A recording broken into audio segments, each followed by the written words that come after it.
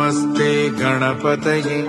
त्वमेव प्रत्यक्षं तत्त्वमसि त्वमेव केवलं कर्तासि त्वमेव केवलं धर्तासि त्वमेव केवलं हर्तासि त्वमेव सर्वं खल्विदं ब्रह्मासि त्वं साक्षादात्मासि नित्यं त्रितं वच्मि सत्यं वच्मि अवत्वं मा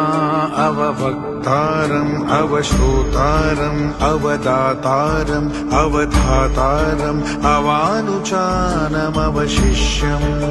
अवपश्चातात् अवं पुरस्तात् अवोत्तरात्तात् अवदक्षिणातात् अवचोर्ध्वातात् अवोदरातात्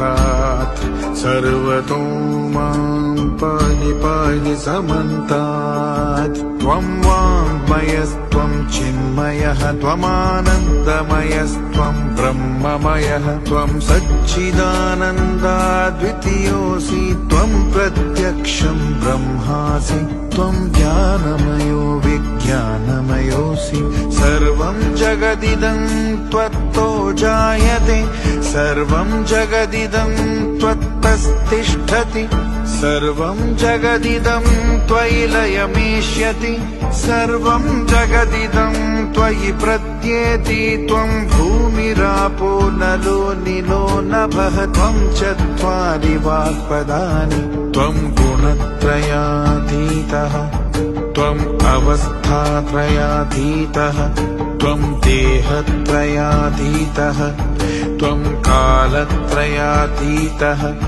त्वं मूलाधारस्थितोऽसि नित्यं त्वं शक्तित्रयात्मकः त्वं योगिनो ध्यानन्ति नित्यं त्वं ब्रह्मा त्वं विष्णुस्त्वं रुद्रस्त्वम् इन्द्रस्त्वम् अग्निस्त्वं वायुस्त्वं सूर्यस्त्वं चन्द्रमास्त्वं ब्रह्मा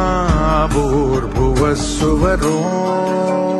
गणादीं पूर्वमुच्चार्य वर्णादींस्तदनन्तरम् अनुस्वारः परतरः अर्धेन्दुलसितं तारेण रुद्रम् एतत्त्वमनुस्वरूपम् गकारः पूर्वरूपम् अकारो मध्यमरूपम् अनुस्वारश्चान्तयरूपम् बिन्दुरुत्तररूपम् नादः संधानम्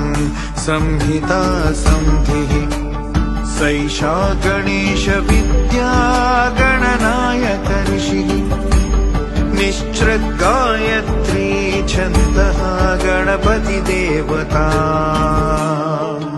ॐ गङ्गणपतये नमः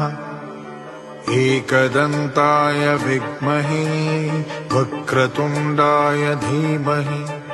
तन्नो दन्तिः प्रचोदयात् एकदन्तं चतुर्हस्तं पाशमङ्कुशधारिणं रदं च वरदं हस्तैर्बिभ्राणं मूषकध्वजं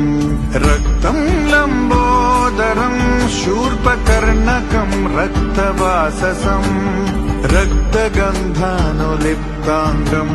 रक्तपुष्पैः सुपूजितम्